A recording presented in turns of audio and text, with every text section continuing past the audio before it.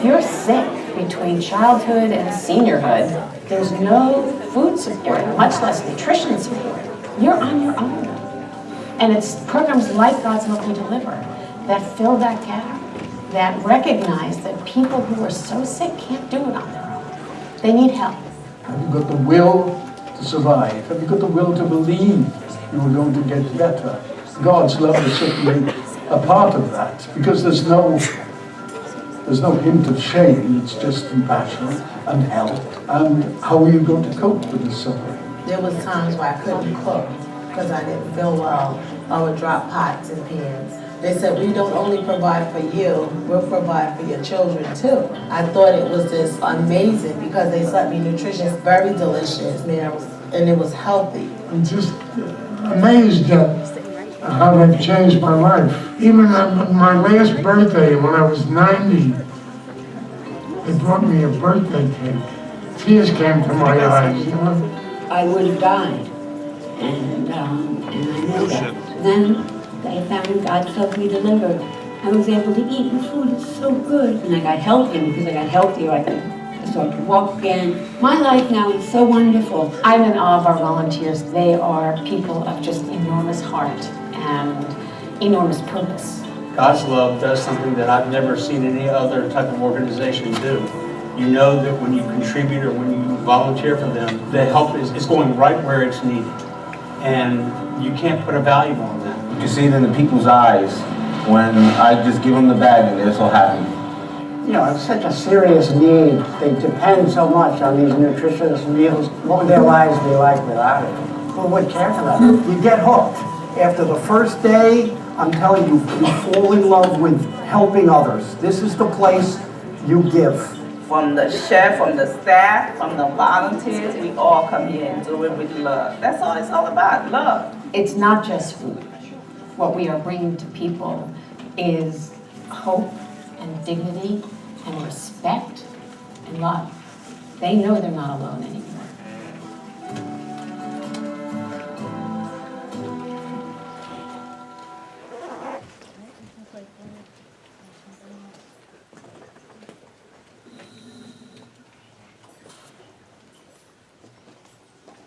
I knew I'd get it eventually. Good morning, everyone. I want to thank you so much for coming to our Food Policy for Breakfast seminar series. I want to welcome you to Hunter College in East Harlem. My name is Charles Platkin, and I am the Executive Director of the New York City Food Policy Center and a professor here at Hunter College. We're all very excited to hear from this panel of experts who are dedicated and engaged. And this is something, food policy and food for medicine is something that's been around for quite some time. However, today we're hearing about it more and more and its effectiveness. I'm pleased to welcome the panelists, including Chef Seamus Mullen, Dr. Robert Graham, co-founder of the Fair and Wellness and Fresh Med, New York City, Karen Pearl, President and CEO of God's Love We Deliver, and Dr. Francesca Gany, Chief of the Immigrant Health and Cancer Disparities Service at Memorial Sloan Kettering Cancer Center. And I also want to make a couple of quick announcements. I usually do these announcements at the end when everybody's packing up their bags, but I thought for a change, maybe I'll just make the announcements right now. We have several interesting events coming up at the New York City Food Policy Center at Hunter College.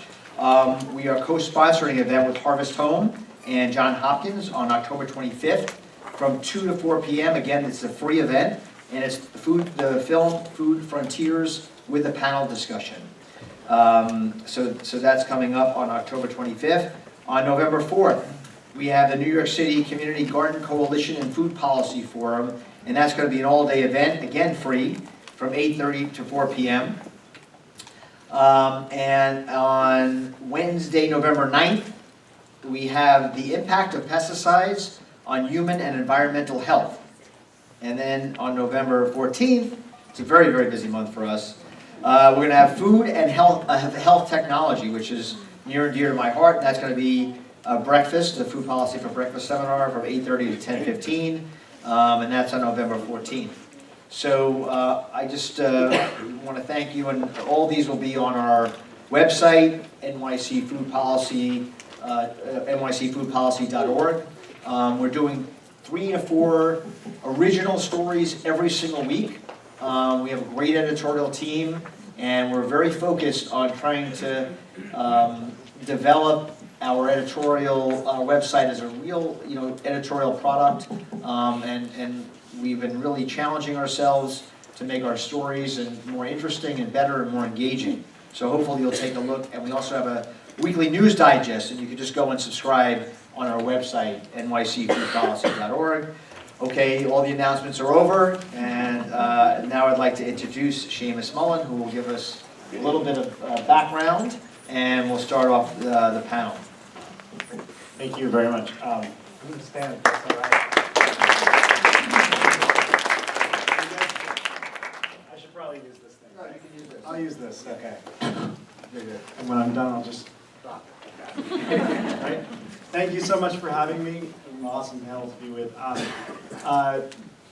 Some of you may know me, most of you probably don't. I'm a chef. I cook food. I basically take vegetables and things like that and gussy them up and sell them for a profit and hopefully make a little bit of money in the process. And I started doing it a long time ago, mostly because I really enjoy providing smiles for other people. I really get a lot of fulfillment from making other people happy. And I also suffer from one of the greatest downfalls of many chefs is that I, for a very long time, was really good at taking care of other people, but not so good at taking care of myself. So I've spent most of my adult life as a chef, but I've also spent a good portion, nearly half of my adult life, as a sick person. I spent a long time in and out of hospitals, living with what was called an incurable autoimmune disease.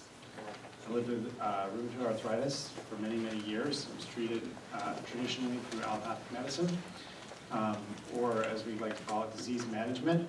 And I didn't get better, I actually got sicker, and I got sicker, and I got sicker.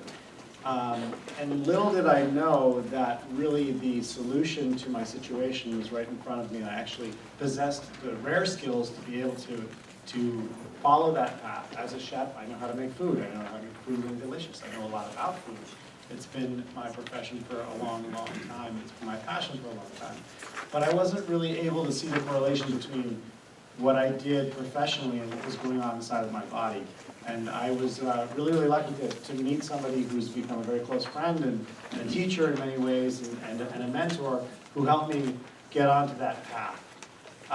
And along that path to change my own health, I realized that there are 2 really, or maybe even 3 fundamental hurdles that a lot of us have in front of us when we try to achieve our own personal health goals. And those hurdles are for me, I see those hurdles as being accountability, as being compliance, and as having a path. So in my case, I was pretty good about the accountability. I had a family around me, friends around me, a community around me, people that were rooting for me that really wanted me to get well, didn't want to see me in the ICU, didn't want to see me coming close to death once again, didn't want to see me teetering on the edge of the end of my life. In terms of the skill set, I really had that. I knew how to do it. I just didn't know what to do. And when it came to compliance, I was willing to do absolutely anything. When you're kind of at the bottom looking up, you're really willing to do anything. So in my case, the decision to get healthy and to change my life was a pretty easy decision fundamentally to make because I felt as though I had 2 options. I was either going to change or I was going to die. So for a lot of people who are dealing with chronic illness, and unfortunately the way that chronic illness is treated in this country is really about symptomatic management in most cases, it's not so easy to make that decision. And for me to make that decision, a switch had to change in the way I thought about my own health. And as I mentioned before, I had met a really tremendous doctor who helped me change the way I thought about health. His name is Dr. Frank Lipman. He practices functional medicine, and in a very basic, broad nutshell of what functional medicine is, his principle is, if you have a tree and the leaves are brown, you don't paint them green, you address the root system. So he looked at me and said, I don't care about rheumatoid arthritis, I want to help you change whatever might be driving rheumatoid arthritis. And we started to look at a very holistic approach to treating my health, which included both Western medicine, it included functional movement, it included looking at the way I ate. It included addressing how I thought about myself. And in that moment, he said, I think working together, we can get you feeling a lot better. And the operative word there is we. He never said, I'm going to fix you. There was no arrogance and there was no ego. It was about us collaboratively working on something. And in doing that, he put the onus of getting better on me. So in that moment, I went from being a victim to being an active participant in my own health, an active participant in my own well-being. And that was a hugely empowering step for me. It was the first step for me to go from being a victim to being somebody who was actually in control of my own destiny. And that step set me on a path. And that path has brought me to where I am today, which is I feel stronger and healthier now in my 40s than I did even in my 20s.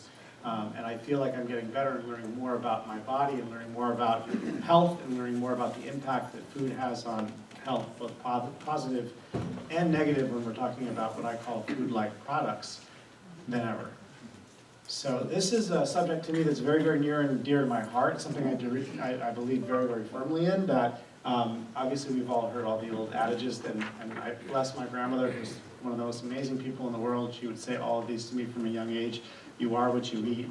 You've got to eat a peck of dirt before you die, and trust your gut. Those things are so sage and wise, and they're all so incredibly timely now as we're learning more and more about the impact of the health of our gut and our overall health. And through changing the way I thought about food and changing the way I actually ate and really challenging a lot of the conventional notions about what constitutes healthy or nutritious food, because so many of these things are founded on theories, not on actual science, not on hard science. A very good example is, if you eat fat, you don't get fat. Well, we now are starting to understand that. But for a very, very, very long time, we struggled with that notion in our head to think that fat in our food and fat on our body were the same thing. So we were encouraged not to eat fat. Little did we know that when you take fat out of your diet, you end up eating a lot more sugar, end up eating a lot more carbohydrates. You stop eating the way that we evolved as human beings to eat. And that can be one of the small pieces in the puzzle that adds up to a picture that can define ill health. So when I started to challenge a lot of those notions and started to understand that there was a direct correlation between how I ate and how I felt, and the more I saw that correlation and the better I started to feel, I became addicted to being healthy. We talk a lot about disease being contagious, but I firmly believe that health is actually contagious. And when you surround yourself with people that are healthy, it makes you want to be healthy.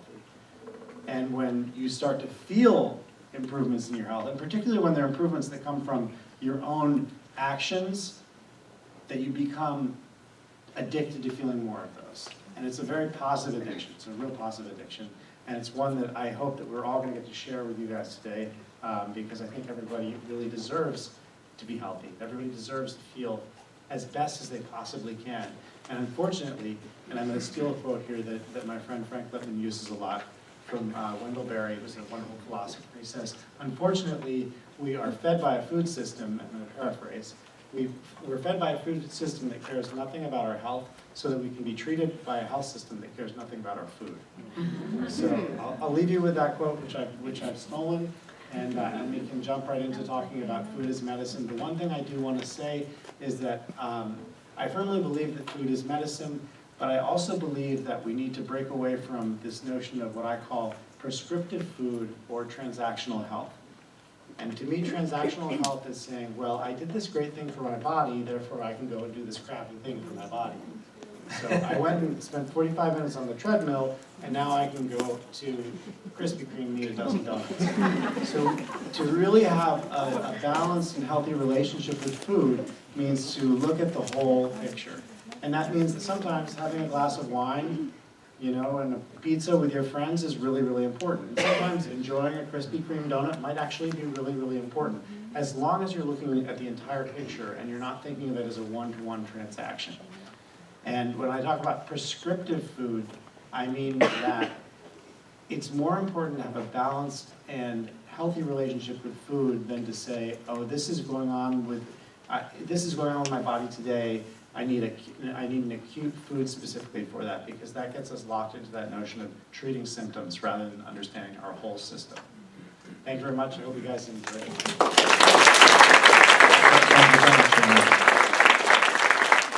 You kind of ruined something for me because I go on my 10-mile walks. I'm gonna have my slice of pizza, but now, okay, I'll change my mind. I'll look at it from a macro perspective now. So thank you so much, and just starting with Robert, if you could just give us a 1 or 2 minutes about your background and your relationship and the work you did at Lenox Hill and now your new work, it would be great. Good morning, everyone. It's great to see some familiar faces, but I'm always excited to meet new friends. So, good morning. So, exactly what he said. So so I was born over the bridge in Jackson Heights. I grew up in this community where culinary diversity is the staple of what we do. We didn't have access to the big house, the hospitals, or we didn't want to go to the big house or the hospitals. So what we do is go to the grandmothers and mothers of our communities to be cared for. Fortunately, I happened to be born into one of these women, where my mother is a folk healer who puts food first. She always used to say to us, eat your medicine. And if we didn't eat our medicine, we would go down to Bobby Singh's house and eat Ayurvedic-based food, medicine. And if Bobby's house was full that night, we went to Brian Lee's. So we went to traditional Chinese medicine kind of a diet plan. And if that wasn't going well, we went to Michael Pinto's house, whose mother was an incredible chef who dealt with Mediterranean food. So for us, it was always going to the mother's house, having food, and being cared for. My simple philosophy is that, similar to what Seamus said, is that the future of our lives lies in our past. And I think we, in conventional medicine, have gotten away from that core beautiful principle. And in the last 25 years, the technology has really driven what we do in medicine. I always say there's only 2 things wrong with medicine: it's how it's delivered and how it's financed. So if we figure that out, we have a pretty good health system. And so in this formal training that I've had, I actually decided to become a doctor, an MD, full-fledged internist. I wanted to be an internist because I wanted to take care of the whole body from head to toe. But ultimately, I knew my true calling was this emerging field called complementary alternative medicine, integrative medicine, lifestyle medicine, functional medicine. When I was training in the early 2000s, this didn't exist as a formal fellowship. I just wanted to digress for a second. So to become a specialist, you have to do a fellowship. So you do your 3 years of basic internal medicine training, and then you do additional training to become a specialist, gastroenterologist, endocrinologist. In 2002, there was only 4 spots available in the entire country to become a formally trained, board-certified specialist in integrative medicine. There were 4 spots, 2 in Arizona with Andy Weil, and 2 at the new program at Harvard Medical School. Now, if you understand where this world of complementary functional medicine lies today, it's a lot different than it was in 2000. There was no science, and even if there was science, it wasn't being taught in our medical schools and or our residency programs. So I decided to apply to both programs. I got into the Harvard one. When Harvard calls, you go. So I went, and it was really an amazing period because I met the leaders of this emerging field of integrative functional medicine in 2002. In that world, I'm called as the trained one because I actually went to get formal training in it. And I was just amazed by the whole beauty of this new model of healthcare that was really being delivered. But it wasn't new, right? It was exactly what I was seeing in, and what you will see in many ethnic communities. We don't run to the house. We don't run to the doctors for everything because it just doesn't fit within our own, I believe, cultural, ethnic belief systems about health and well-being, right? So food first, right? That's one of the things I started recently is, Charles mentioned, I was in the big house for 10 years trying to change the healthcare system from within, trying to do integrative functional medicine within a large academic healthcare setting. That didn't go too well. After 10 years, I said I'm a little stunad, so it took me a while to get it. I'm a slow learner. And so I decided to leave just this past June after partnering up with many great institutions and I think really changing the face of medicine. I've taken doctor's cooking for the last 5 years at the Natural Gourmet Institute. If you don't know where that is, you should go find out because it's an amazing health supporter school. I've also developed a rooftop garden because if anyone has been in a hospital, the food is not that good. So I started a rooftop farm so we actually could make this movement called Rooftop to Bedside. And after 10 years of all this stuff, they said to me, I have to see more patients. So if I have to see more patients, I'm going to do it my own way, and I started a new practice in downtown Brooklyn, a beautiful holistic health center called Fresh Med NYC, and it stands for food, relaxation, exercise, sleep, and happiness, which I call the 5 pillars of well-being. Thank you very much. Goodbye. Thank you so much, Dr. Graham. And you can actually go see him. That's one of the beautiful things. Karen, yes, please. Good morning, everybody. I'm Karen Pearl, and I'm the CEO at God's Love We Deliver. Thank you for watching our video. We're very proud of what we do. We have been working very hard for 31 years to bring nutritious, healthy, and delicious food to people who are living with life-altering illnesses. We got our start as an organization serving people who were living with HIV. The story is our founder brought a bag of groceries to a man's house when he was really sick and wasting away, as people with HIV did then. She put the groceries on the counter. They had a great conversation. She really liked him, so she went back to check on him the next day, and the groceries were still sitting on the counter. And she had this light bulb moment of saying, groceries don't do anybody who can barely get themselves out of bed. We need to start getting people meals.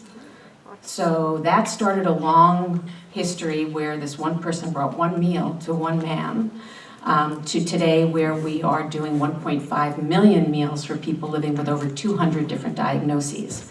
Because everything we learned about providing great care to people with HIV informed what we did as people with HIV started to live longer happily, and then also to get other illnesses. So now we're in this kind of feedback loop where everything we learn from providing meals for one group may inform what we do for someone else, because people who are really sick, and particularly people who are poor and really sick, and that's most of our clients, tend to have more than one thing wrong with them.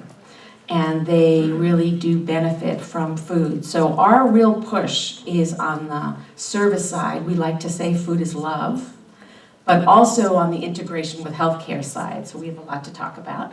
And that's the food is medicine, because we actually believe at God's Love that we're never gonna solve the delivery or the cost of healthcare without integrating good, healthy nutrition into people's lives. And we believe, particularly in working with people who are poor and don't have resources to go buy all the great healthy food that is out there, sometimes even in their communities it's not even available to them.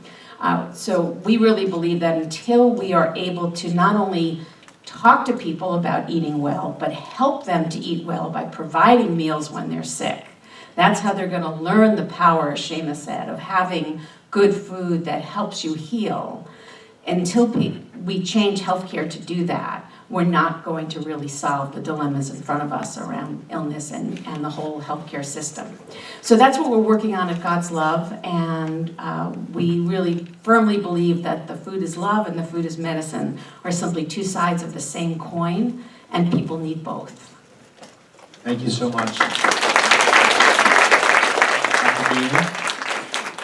Hi, I'm Francesca Gany, and I got started in this area back quite some time ago when I was a primary care internal medicine resident at Bellevue Hospital. And at Bellevue, we were seeing large numbers of immigrants who were new to this country, who would come with really good health status, but over time we would see that their health status would deteriorate. And when we looked into some of the reasons why, we saw that some of the great habits that people came with and their healthy, nutritious foods, their great food practices from their home country, once they were here, they would adopt a lot of our bad habits, and we'd see that their health status would decline. And then they also were lacking access to other really important things to support their health: housing, good jobs, ability to walk, exercise, live in safe neighborhoods, etc.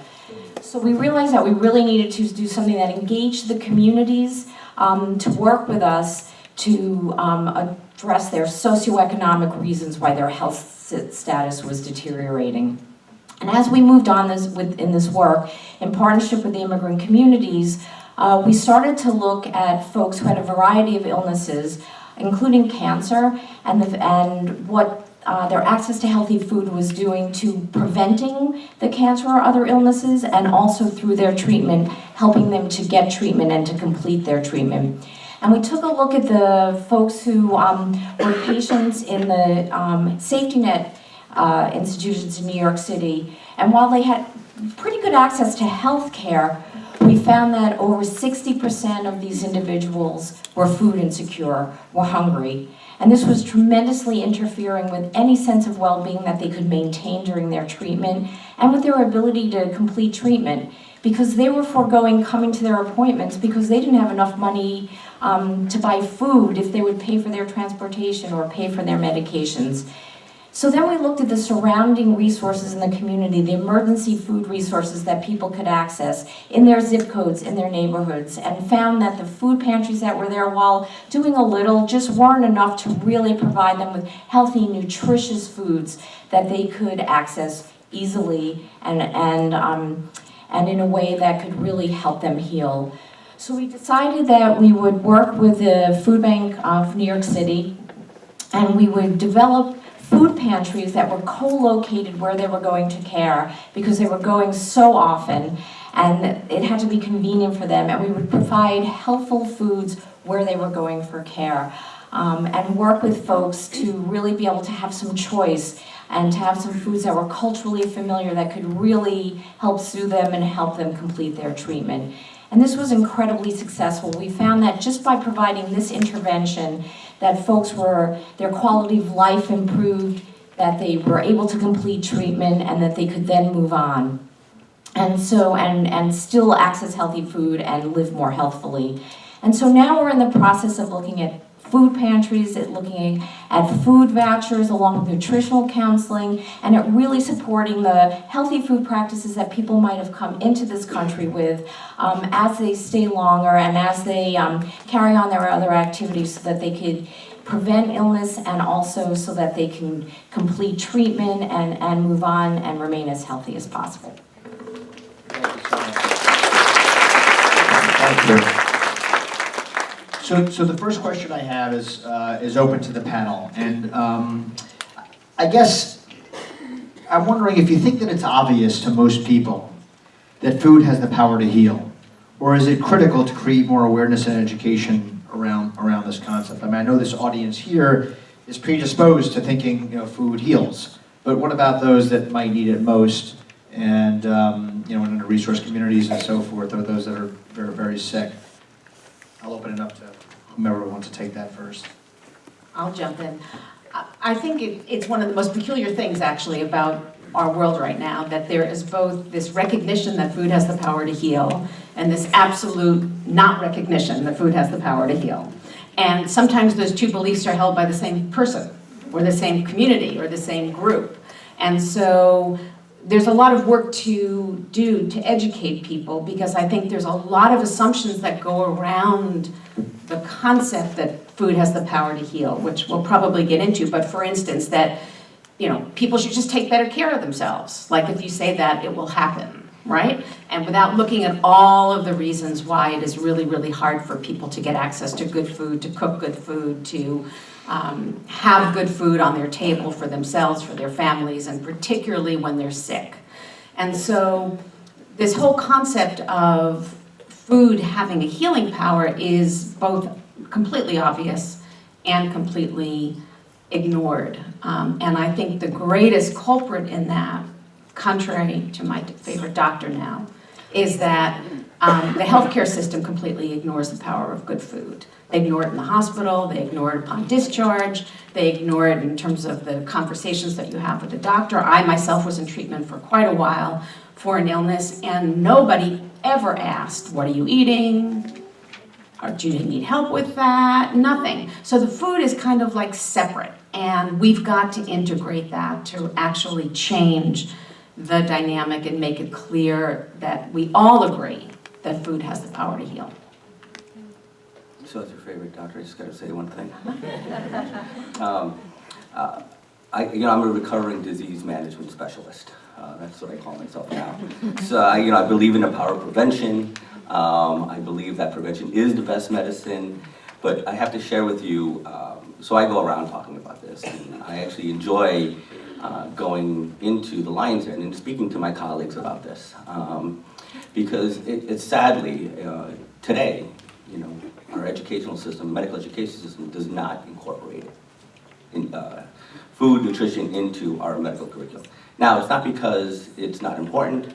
Oftentimes, there's just not enough time because you're learning diseases. One of the things that I would love to do is actually flip this model from and if there's any physicians out there, you learn a pathogenesis model, the birth of disease, right? So therefore we can treat it, right? We don't learn a salutogenesis. If you break down that word, it's the origin or the birth of wellness or health. And I think we just have to flip the whole thing upside down to really start learning and prescribing what makes us healthy instead of how to treat our disease. But we're pretty good at that, though. If you break your leg, you want to go to the hospital. So if you have a bacterial infection, you need antibiotics. Most of the time. And I think we're really good at the disease management part, with certain caveats, but we're terrible at it. And I just want to share with you one quote that I've been told to my face. If food was medicine, we would have learned about it in medical school. So that's where we are, and that's where my dear colleagues, who I believe really go into medicine, I'm not here to throw my physician friends down the hole. We all come into it with a very altruistic, positive, wanting to help attitude. And you're starting to see it in the literature, as you become a full-fledged MD, practicing MD, the rates of burnout, suicide, stress, you're seeing among nurses now. It's just simply, I believe, is that we're not doing the medicine that we wanted to do. We're doing the medicine we have to do.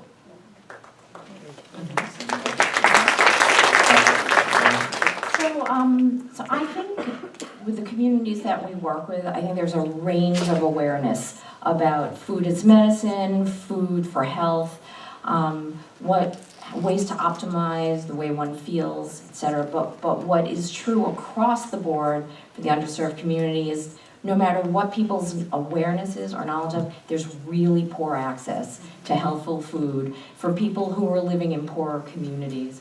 And that's something, no matter how much people know, and in a way it's a terrible tease for people to know how they should be eating or ways to live more healthfully without access to it. So one of the things we really need to do is to work on access to food in food deserts and to work on access to healthful foods in a healthcare setting, bringing foods in and making there be availability of foods, especially when we're trying to work with our patients around developing healthy diets, around ways to eat, but then they go out and they can't buy fresh fruits and vegetables and they have no access to it. So there really needs to be a fundamental change in the availability of food along with the education and along with the partnerships we develop with the communities in terms of more healthful ways of thinking about diet and wellness. I think these are all amazing points, and I want to just add one kind of flip it a little bit. That the notion that food can make us healthy, I think is pretty widely accepted now, even though it may not always be practiced, and it may not always, as you rightly pointed out, it may not always be accessible. But I think that the notion that food also makes us ill is one that is not as widely accepted. So and when I say food, I put quotation marks around that because it's not real food that makes you ill unless it happens to be tainted for some reason, and usually in that case it doesn't lead to a chronic illness. But the consumption of food that so many people don't have, that so many people only have access to in this country, particularly people that are in underserved communities or are in the healthcare system. There are these food-like substances that are made up of largely of sugars and carbohydrates that are full of all sorts of non-food ingredients. And while going out and eating a bag of Cheetos is not going to give anyone cancer, but that as part of it's all about the sum of the minutia, and as a part of a greater picture can lead to a slow and insidious position or a slow and insidious crawl towards an environment in which your body is rife for disease or rife for illness. And I think it's really important to recognize that and to be, and unfortunately we've had a lot of misinformation over the past 60, 70, 80 years about what constitutes healthy food. And as you look at the proliferation of modern disease, a lot of these diseases did not exist 100 years ago, or if they did, they existed in very, very small numbers. But we really have changed the way that we look at our food system, and we changed the way that we view food. So I think it's fundamental to look at the foods that we have considered historically foods and understand that, yes, food can make us healthy if we eat real food and exclusively eat real food. But also food puts us at great risk to become very ill when we move away from eating real foods. So I think it's important. I loved what Robert said, that moving back to looking to the past to understand the future. I think we need to all reconnect with our grandmothers and with their recipe books. I think that's really, really important. We forgot how to cook at some point, and that's really fundamentally important. And you know, when I talk about prescriptive food, the only prescription I'll give you for food is sit down at the table, cook a meal, and enjoy it without a device, but with real people. And I think that that's the beginning of creating a community, and that's the beginning of a supportive environment that leads to health. Thank you. So to follow up on this, and I guess my general instinct is that the general public is pretty confused about what to eat. There are different research studies coming out each week, which are basically can be different. The media can make it even more confusing. You might hear one week that butter is a killer, and I know Seamus, I'm sure you'll have a response to that. And then the next week you'll hear that butter is good for you, or meat is bad, and now meat is good. If scientists who are experts in the field can't agree on what's healthy, how in the world can the general public, and then how are they supposed to make better choices? And I would sort of open up that up to the panel. And also one last question on top of that is, with your clients, with the people that you work with, how do you convince them that the choices that you're offering them are the healthier, better choices when there's contradictory information? I mean, I think there are, I'm going to jump in because you said butter. I think that there are, it's undeniable that to do a long-term double-blind placebo test is extremely expensive. And we know that generally to do that requires funding that oftentimes comes from places that have an agenda. And there is no, as far as I'm concerned, it's really hard to get any lobbyist behind the notion of what I'll call a whole foods diet, because there's not a lot of money to be made in it. So yes, there's this constant pendulum swing between butter is good, butter is bad, high fat, low fat, high carb, low carb. And unfortunately, the media jumps onto this, and 1 minute, the next Kardashian diet becomes the fad that everyone's going to do. And yeah, the reality is that we're all individuals. Everybody has a very, very different body. But I do personally believe that there's some real broad strokes when it comes to eating well. And that, to me, means eating very nutrient-dense foods. Eating foods that are as close to their natural state as possible, and ideally that have ripened, if they're vegetables and fruits, that have ripened locally and as close to where you're going to actually consume them. And I think that yes, there is a tremendous amount of information out there. There's a lot of noise, there's a lot of clutter, but I always go back to this analogy of the squirrel. The squirrel doesn't really need a nutritionist to tell it how to eat, and it doesn't need an exercise physiologist to tell it how to move. It's pretty in tune with what it needs to do to survive and to be a healthy squirrel. And unfortunately, somewhere along the line, we as human beings, we lost that intelligence. And while losing that intelligence, we seem to think we knew better than nature. That we created things like Crisco in 1911. That we had all of these things that were better than nature.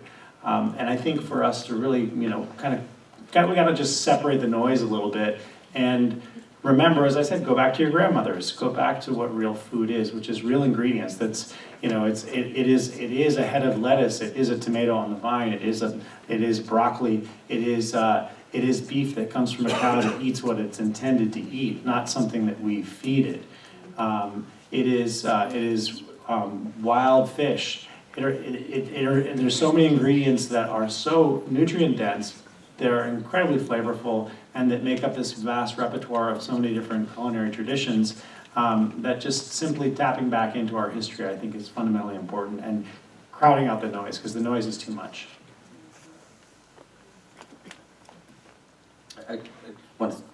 Two things.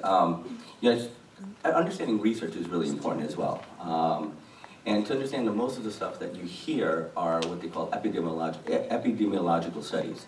So it's causal references, not a direct cause and effect. And that's really important to understand, because I think what Seamus mentioned, doing these kind of studies that we want to know what is the best diet for us is nearly impossible and probably will never be done. Right? So I think understanding that these associations, that one large cohort of people followed for the past 25 years retrospectively, show lower rates of cancer if you eat this, or you get higher rates of diabetes if you eat that. So they're really important to understand that these are not, double-blind, randomized, placebo-controlled studies. These are looking back towards people who are now here today, but what has been their trajectory and what has been their study, what has been their disease outcomes and processes and everything. So it's really not a direct cause and effect. Number two, I think some of the research that I'm fascinated on, again, I'm kind of like a historian, the stuff that's coming out on the blue zones, I think, we all want to live long, happy, healthy lives. And so, although they are also the epidemiological cohort, trying to understand what are those core principles that make people live long, happy, healthy lives. Look at the blue zones across the world. There are the 7 to 9 places in the world that people live to 100 at 10 times the rate of Americans. I think it's a very simple, beautiful, old school way of looking at health and well-being. And a lot of them drink alcohol. No, I'm serious, and I'm not saying that drinking alcohol is a health tool, but one of the most common factors in the blue zones is that you see socialization is extremely important. They sit down and eat meals together. People eat meals together, and alcohol happens to be a really great lubricant for conversation. So I think that that's really, really important. And looking back at blue zones is hugely important, and understanding that there are some commonalities and there are also some differences, but the environmental factors, for instance, living in New York City, we have a whole different set of environmental factors, from the amount of light that we're surrounded by, to environmental noise, to the air quality, to so many different things that you can't just simply look at a study and say, okay, well, that's the right diet, and I'm gonna follow that. I would support what both of you have said.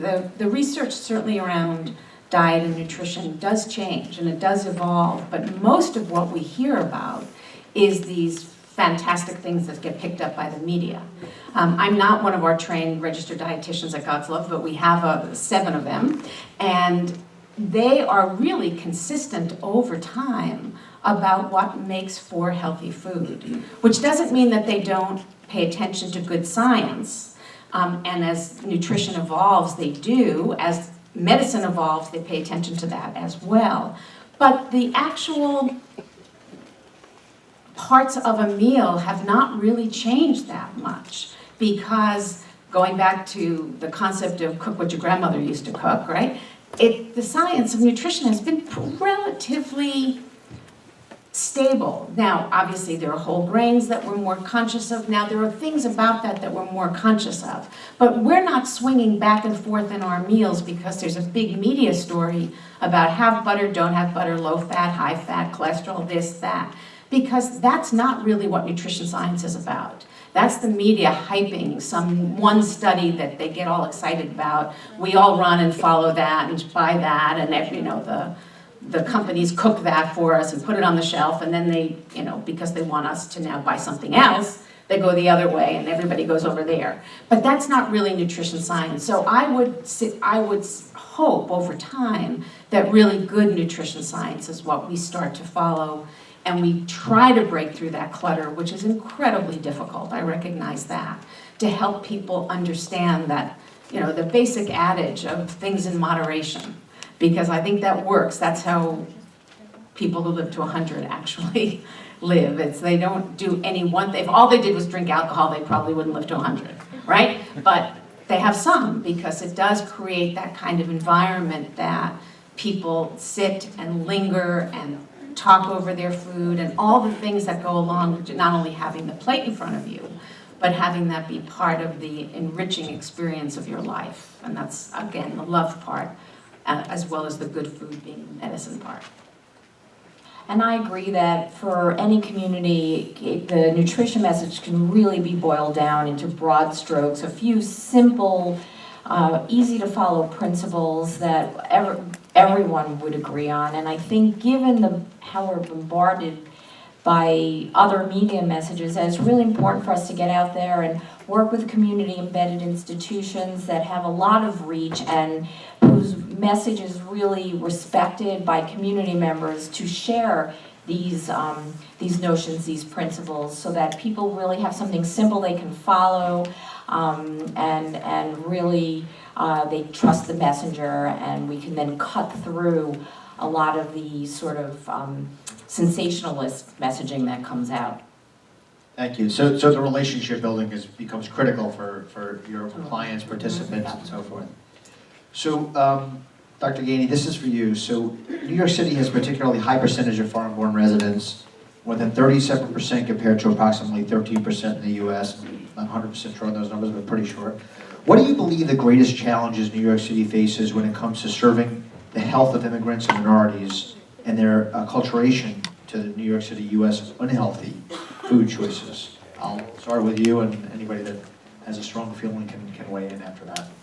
Well, as I mentioned earlier, I think that we really need to embrace the healthy habits that our immigrant populations come with, and to really give the message to the immigrant communities that we have a lot to learn from their food practices and habits, and really use our immigrant communities as teachers. It's going back to the grandparents' recipes. It's really going back to some of the much healthier practices they might have had in their home countries.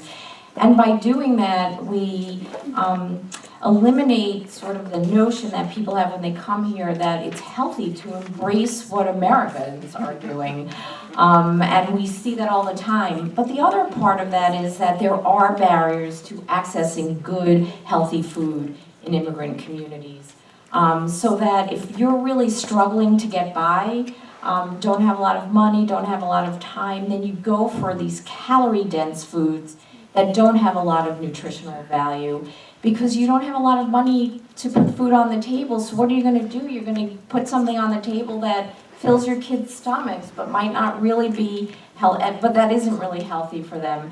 So, so that's a really key challenge, is to embrace the healthy food practices, but also to make available food that people can afford in their neighborhoods. And there are programs that are doing that, but they need to be bigger, they need to be more publicized, they need to be out there. Schools are a great venue for educating the kids and for providing healthy meals, you know, for the kids, and then again, embracing the parents through the community structures.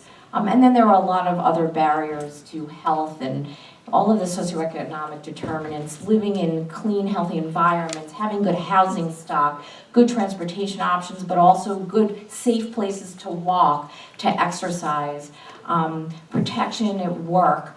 You know, the list is quite long, and then great access to health care no matter what your documentation status is, and no matter whether or not you're eligible for current insurance, and then to meet health care that really can work holistically and not just in a disease-specific fashion.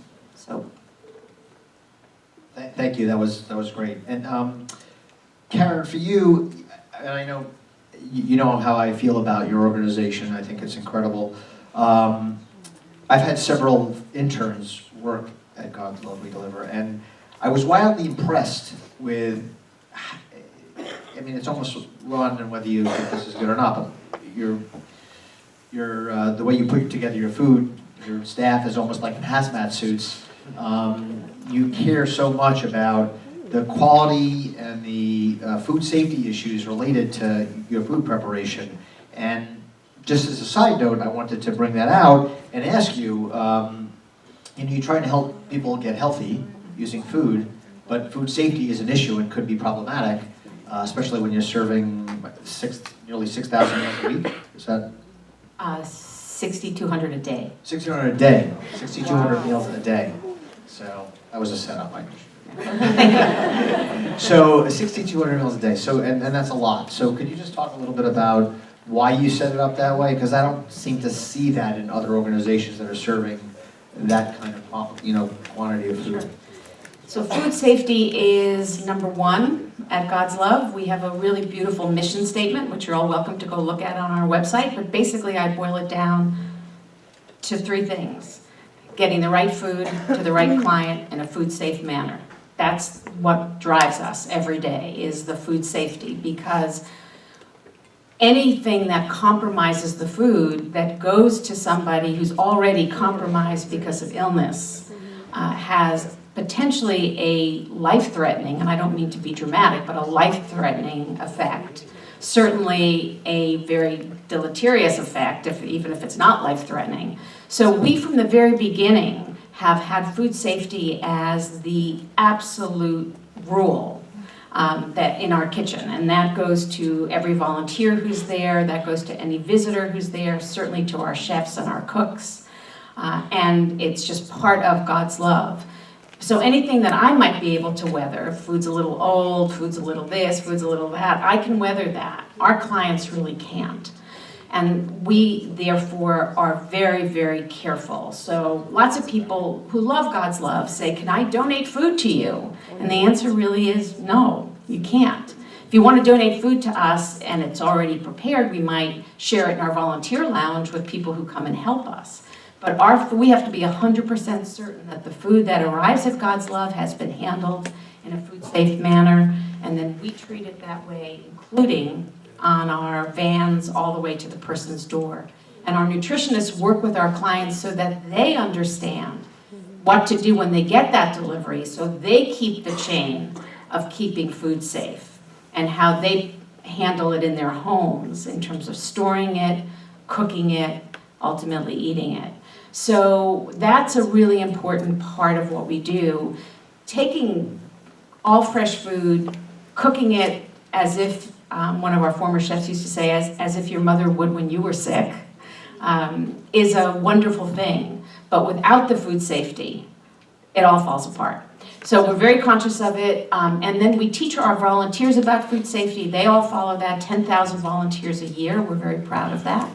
And they also then spread that in their communities. So hopefully we're creating healthier communities all the way around, because we, even those of us who are healthy, sometimes do really unsafe food practices.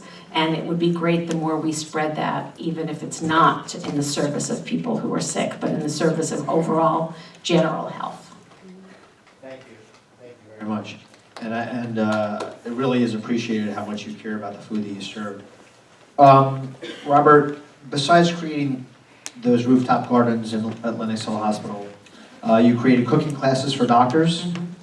How can medical schools be transformed so that doctors can present a better example of their patients, or a better example to their patients when they complete their training, instead of having so much to catch up on later in their careers? And I think you touched upon this in the very beginning, but maybe expand upon that. Yeah, I think it's, actually I've thought about this, and I get to ask this question a lot. And you know what I'm starting to think about is maybe we're not the right people to be having this conversation. Maybe we shouldn't be the people, let me regress here. So many people believe that doctors are the source of nutrition information, right? The studies show about 75% of the US population believe that doctors are the source of nutritional information, right? But I think we've heard maybe not 75%. And so I think what we have to start thinking about, are other people better at doing it? And I think that's where we're trying to explore, our health coaches, our clinical nutritionists, our dietitians, our chefs. Are there other people besides doctors that can really have an intelligent, feasible, responsible banter with their patients? I don't know if doctors are the one, because I was really all for it and everything else like that. And I do think it's important, but I understand that changing an educational system takes a lot of work and a long time.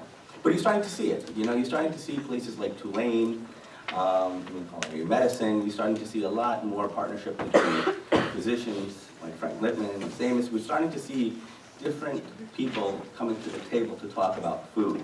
and not necessarily, this 5-minute, door handle conversation. We say eat less fat, eat less sugar, eat less salt. And that's our prescription. And I think we're starting to understand that healthcare in the 21st century and beyond is really a team sport. And I think we're starting to appreciate the fact that we need to get more people at the table to talk about food than just maybe your doctor.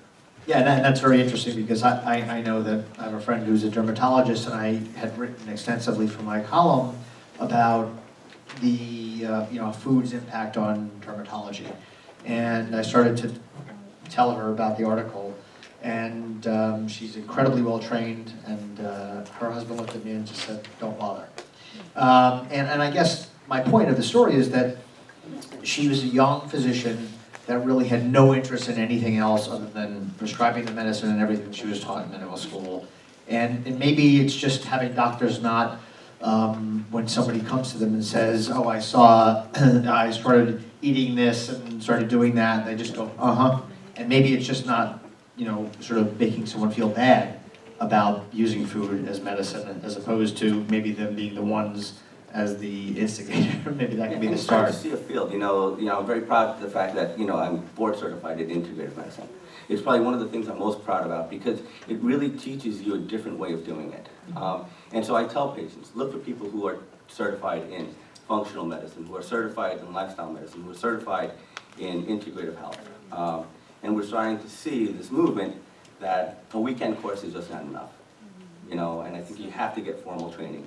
And I think that's going to really be the game changer in the next 5 years. We've never wanted, as integrative medicine leaders, to be a specialist because that meant only we can do it. So we thought it would be better to not make it a specialty so that everyone can do it.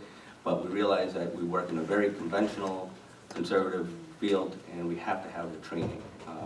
And so look for doctors that are out there who are board certified in integrative medicine, who are board certified in functional medicine or lifestyle medicine. I think that's going to be the next movement until we get home economics back and running. Charles, can I just add one thing? Absolutely. If I may, I completely agree that physicians may not be the best to do this role, although I think they have an important role to play.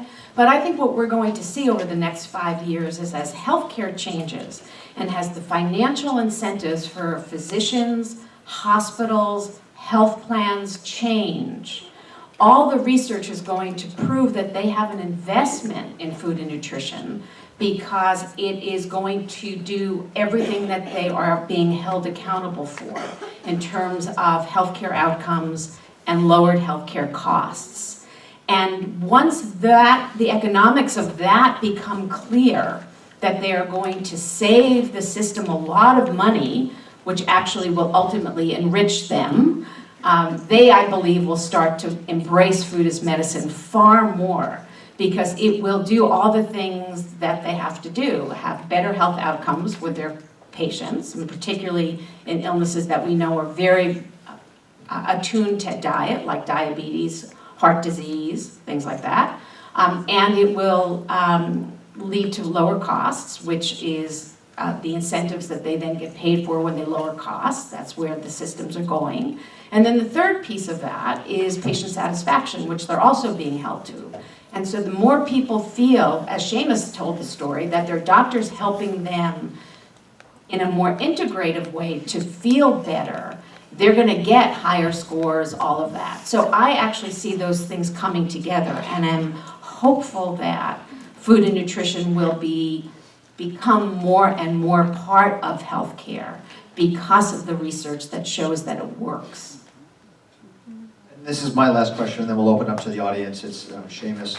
And you talked about this in the beginning, about rheumatoid arthritis. What have you changed in your diet? Like, what are you doing specifically? And I know it's motivated you to be, sort of outspoken on this issue, but what's some of the personal changes that you made? Well, I'll tell you all about those, but I want to say one thing that reacting to what you said, Karen, because I think it's really important. Not only is this the direction that we're going to go in, but I want to emphasize that it is a zero-risk treatment plan. There is zero risk to eating well. Well, the side effect is health. That's a great point. The side effect is health.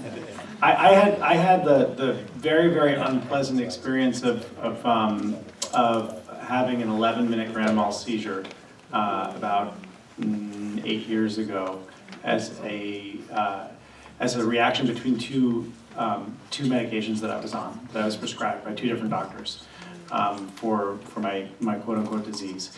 And I can tell you that after going through that, which was a horrific experience, I'm very fortunate that I'd never had neurological issues before, but to suddenly experience that was an incredibly scary feeling. I felt as though my life was out of my control. And that was part of the step in the puzzle that got me towards getting closer to understanding I really needed to make some fundamental changes. And so I did start making changes, and I did those changes with guidance from lots of different people. And I think it's important to also look at the word doctor, which really just means teacher, which means that your doctor could actually be your dog. Your doctor could be your child. Your doctor could be your someone you meet at the farmer's market. Your doctor could be someone that you see at a clinic. Your doctor could be any number of people. You can learn from your doctor. Can be yourself. I think that's also really important to remember. So for me, I made some broad changes to the way I looked at food in my life, and I think the most important thing was to stop thinking about food as diet or a diet. For a variety of reasons. The number one reason being that if you look at the word diet, there are 4 letters. If you take one of the consonants out, you end up with the word die. And that's not something that really promotes a positive relationship with food. And diet is really, or the notion of a diet, going on a diet, or dieting is about adopting some temporary changes to the way that you eat so that you can hopefully achieve some life-lasting changes in your health or in your body or whatever the reasons are for your quote-unquote diet. So I started to go from thinking about a diet or my diet to the relationship I had with food and how I interacted with food and how food interacted with me. And part of that became really taking note of how I felt when I ate food. And for a lot of people, I think a lot of people who are living either in a state of chronic inflammation or chronic disease, they don't really remember what it feels like to feel good. And the first moment that I actually remembered what it felt like to feel good was an incredible moment. It was just this moment of wow, this is what it feels like not to be in pain every day. This is what it feels like to get out of bed and not walk like I'm 80 years old. This is what it feels like to be able to button my shirt because my hands aren't swollen anymore. And that was a very, very empowering feeling. And once, as I said, once I got a taste for that, I just wanted more and more and more. So the broad changes, I know I'm talking around your question, but the broad Because I want to know what to eat. Yeah, everybody asks me that. Well, what I have RA, I have MS, I have Crohn's, I have colitis. What do I need to do? I can't tell you because I don't know how you feel. I know how I feel. So I know that for me, it was it was a couple of things. It was one, learning to eat when I was hungry and not eat all the time. Because I found that for many, many years as a chef, I was never hungry, but I was never not hungry. I was always in this kind of state of grazing. And part of the problem that we have in our country, which is an amazing place, but unfortunately is very, very flawed in many ways, is that we have incredible access to calorie-rich, nutrition-poor foods. Easy, fast, garbage calories. And you put garbage in and you're eventually going to get garbage out. There's just no way that you can run your vessel on bad fuel. It just won't work. You got to put good stuff in. And one of the things that I found that worked for me is thinking about my body kind of like the way I think about a cell phone battery. You know, you don't want to constantly be charging it. You want to let it drain down and then charge it back up, and drain down and charge it back up. So experiencing the notion of what it meant to feel some healthy hunger and then really, really indulging in a delicious meal that was nutrient dense and sometimes calorically poor, but not always calorically poor, because I don't think that counting calories is really a solution at all.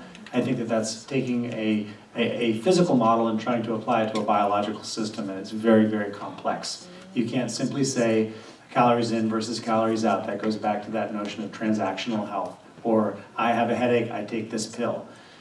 I like to think of things in much broader, holistic holistic terms. So for me, the changes involved going from becoming a carbohydrate-dependent person to understanding there's plenty of healthy carbohydrates in vegetables. Let me make sure that vegetables make up the majority of my food. Let me make sure that healthy fats make up a good portion of my diet. And that sugar makes up a very, very, very, very small portion of my diet. And that sugar can come from natural places. It doesn't matter if it's sucrose, fructose, dextrose, whatever ose it is, it's a sugar. And it's going to behave the same way in your body. Now, certain sugars are certainly, your body takes them much more slowly. Eating a tablespoon of sugar is very different from eating a plum. There's a lot of fiber in plums, and the way your body reacts to the plums, there's a lot of nutrients in plums. It's very, very different. But being aware of that for me was really important. So I kind of got rid of the sugars as they exist, with the exception of the occasional dark chocolate, and indulging in some ice cream when I felt like I really needed it and deserved it and I wanted it. But becoming a little bit more controlled about my habits with food, eating with regularity, and then really being conscientious of how I was eating and asking myself over and over again as I put something into my mouth, is this helping me or is this harming me? It's doing one or the other. Is this helping me or is it harming me? And then just becoming conscientious of how I felt. And I realized that the better I felt, the more in tune I became with how food made me feel. So slowly I started to take away the things that didn't make me feel so good. Like, guess what? Drinking a beer makes me feel really bloated and not so great. So I stopped drinking beer. Eating gluten didn't make me feel very good, and eating a lot of carbohydrates, so I stopped eating carbohydrates. And legumes didn't make me feel very good, but you know what? Eating a lot of nutrient-dense foods like eggs made me feel really good, and as long as they came from a very good source. Eating dark leafy greens and brassicas made me feel really good. Eating good quality wild fish in moderation and good quality meat and poultry in moderation made me feel really good. And reevaluating the way a plate was made up. So not thinking of, here is my meat, here is my starch, and here's my veg. It became much more, meat becomes a best supporting actor role on the plate rather than the star of the show. So kind of integrating that into what I consider to be a much more balanced plate and reevaluating the plate. Thank you. I'm sorry. Sure. I think it's also important that, he had a doctor, he had a coach, he had a team, and I think the integrative functional medicine approach just tries to really make a personalized plan for you. It's not broad strokes. It's really trying to understand who you are from a biochemical, from a stool, from a blood, from a saliva, from a hair, sensitivities, things that do work, look at gut health. We really try to take a deep dive into who you are so that you can have a plan. And I think that's really important. It's a plan that is not, I'll see you back in 6 months. It's a plan that will take you through this trajectory of, I think, well-being. I just want to add to that too, because it's such a great point that we often, when you go to the doctor, and for me, it's just the same case. And Julie, who worked with me for years, is out here. I remember her coming to me after seeing the doctor and having a similar story. We go to the doctor and they oftentimes give us these very kind of broad notions. Oh, your cholesterol's not so good, watch what you eat. That isn't a plan. That's no support. Or, you have hypertension, stop eating salt, you need to lose some weight. It's your fault, essentially. That's what we're being told. And therefore, if you just had the willpower to resist all of these foods, there are food-like substances that are out there, you wouldn't have type 2 diabetes. Well, that's not fair at all. It's not fair for a variety of reasons. Because one, we know that things like sugar, for instance, behave just like narcotics in our body. We know that we develop addictions, and not only pattern behavior, but actual physical addictions to certain foods, and that our body, to get off of them, and I know because I went through them, you go through a detox period, which doesn't feel very good. And so to change and to expect that any one individual has the willpower or the ability to change on their own is unfair. It's completely unfair. We need a system, and that's where coaches are hugely, hugely effective and important. And I was able to change not because I had tremendous willpower. I had determination, I had grit, but I also had a lot of people around me I had friends, I had family, I had my staff around me who were encouraging me. And I was very public about it too, because that gave me a level of accountability as well. So I was committed to getting better, but I also had people around me, including my healthcare providers, that were committed to getting me better. So I just want to say something, to speak to that point. I think that is very important, and I think some of us are lucky enough to be able to have access to those resources and to garner them and to have a team. And I just want to put out there that we have to really remember those who don't have similar access and ways to disseminate all of this to the communities that are more marginalized, that can't put a healthcare team together that's been trained in integrative medicine, et cetera. So we always have to be thinking about how to take this very important approach and really find a way to disseminate it in a widespread way to the populations that don't have similar access. And that's really important for us to be keeping in mind as we think about all of this. That was my next point, and that's very important, because as a food policy center, we think about those things all the time, that this is the kinds of things we want all of New York City and beyond to be thinking about and approaching. So that's a very important point. And there are programs that are in place, but again, this needs to be part of the centerpiece.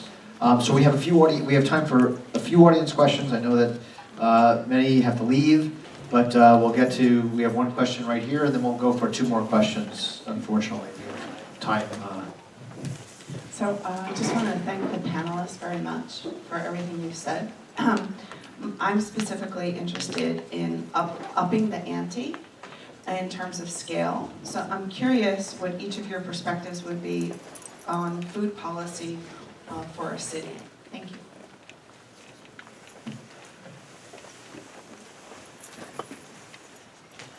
Well, I think I'm going to just jump in. I think we need to address the two largest institutions that provide food on a daily basis, which are schools and actually the largest would be our prisons as well. But so maybe talk about those in broad strokes. But our penal system, our educational system, and our healthcare system are where we need to address it. I would agree with that. I think we need to change policy so that we're not just talking about feeding people, but we're talking about feeding people nutritious food, so that people actually can benefit from that in every setting. And we see that all the time. We see it now in the debate about school lunch, that everybody knows what it ought to be, but then they say, but we can't afford it. So the last piece I would add to that, to Seamus's list, is to look at all of the food manufacturers and agriculture. Because right now there's a lot of incentive for them to create not healthy food. And as consumers, we all need to demand that they stop making those foods, help to grow and to put on the market healthier foods, and then hopefully lower the cost of those, because they'll be more available. But we can't exempt all the food makers from the responsibility for what's out there. And the food distribution system, right, which you mentioned, key for the healthy foods to get into underserved neighborhoods, along with an educational program so that people have access to the information so that they can make healthier choices. I wanted to really thank the panel. I'm a registered dietitian, and I work with the Department for the Aging now after having worked in hospitals. I am proud to say that I got my bachelor's degree from Lehman College, my master's from Queens College, excellent education, where they pointed out about dyes and all of these things. And just recently, the Nutrition Action Letter showed 2 strawberry milkshakes from McDonald's. One with the US flag and one with the Union Jack, the British flag. I grew up on the British system. And the one from the US is made with red dye 40, while the one in London is made with real strawberry syrup. This is the problem we're having. My son, my ex-husband and my son, M&M's was not an option for him. And all of these dyes, because Dr. Feingold talked about the attention deficit. So I can appreciate all of you, and Dr. Graham, I've been to Dr. Wiles' conferences, I know Dr. Lodog. It's a whole, we need everyone to be involved, because sometimes you'll hear other people, seniors are saying, oh, you know, the lady that came for yoga, she told us to have more turmeric and to take the pills. Well, if turmeric is a member of the ginger family, because I'm a part of our integrated for the National Association, and that could become a blood thinner. So you have to also asking them to check with your pharmacist, or stevia could interact with something. So we need a holistic approach, and I really thank all of you, and thanks Dr. Gany for looking out for immigrants and their food packets. I'd like to, my name is Dennis Derrick from Corbin Hill Food Project, and actually I will also link to what Dr. Gany says. You know, we always talk about food as being accessible and affordable, and sometimes we actually throw in the third piece, which says it has to be culturally sensitive. And let's put it in perspective. In this particular city, we have 37% of all people, or close to 3.1 million people, who are immigrants. Yet at the same time, if I go to a farmer's market, I can find nothing there that's culturally relevant to me. As a matter of fact, in most grants that we get, we also find that if it's not bought local, you don't get credit for it. As a matter of fact, you won't get funded. It's as simple as that. And so how do we deal with these contradictions, managing these contradictions in which we want to acknowledge the immigrant population in this country, and particularly this city, and the overall policy that says, you know, we have to buy local? Well, there are some wonderful projects that are cropping up that in which immigrants are supported in growing products that are appealing to them, and then they're local too. And I think we need more initiatives like that, and we need to educate our lawmakers and really be voices out there in the process, because the big food manufacturers, etc., they have their lobbyists out there with a ton of money and a lot of slick materials and messaging, and you know, they get heard. And so we need to be the voice to bring the other perspective in, so that it's known that there's a growing number of people, etc., who feel differently and want policy to look different. And then these projects that really take the ideas and support immigrant agriculture and immigrant food producers, and really work together so that we can get this perspective out there, because that other voice is really loud and needs to be counteracted. I would agree with that on the policy level. I think there's a lot of work for us all to do. I would just want to say that at God's Love, we have basically it's a 28-day menu, and what we say to all of the different groups, because New York is so diverse, is somewhere in our cycle you're going to find your culture, but we can't promise that every day you're going to find your culture. But the other nice side of that is it does open up the world to many people who are used to only eating their culture to other foods that are also going to be very good for them. So I think we have a lot of work to do in our more global city to fix the policy, but also to help people find the foods that they want to eat, and also help to expand their horizons a bit. That was really fantastic, and I want to thank Seamus and Robert and Karen and Francesca for coming today. Thank Alexina, who is the Director of Operations, for helping to put this all together. And I have to tell you that we really, you know, it's always difficult to get a panel together, and I have to say, we were all excited about this particular panel, and we were all very encouraged, and reaching out to panelists can sometimes be very difficult. This was very easy, very quick, and the yeses were absolutely. And that's very unusual. And honestly, you probably could have gone all day having these discussions, and I know that so many of you had questions that didn't necessarily get answered. But I'm grateful that they stayed an extra 10 minutes past what they should have.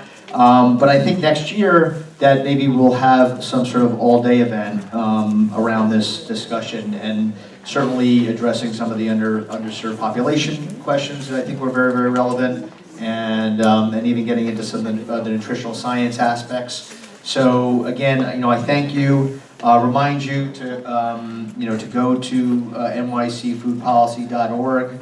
I'm putting it on so you can see it. We do some great stories there, and you'll find out about all of the great events that we have coming up. And just to refresh your recollection, we're doing something with Harvest Home and John Hopkins, a movie. And all of our events, or 99% of our events, are free. And we want to keep them that way. So thank you so much, and have a great and wonderful and healthy. And remember, food is medicine.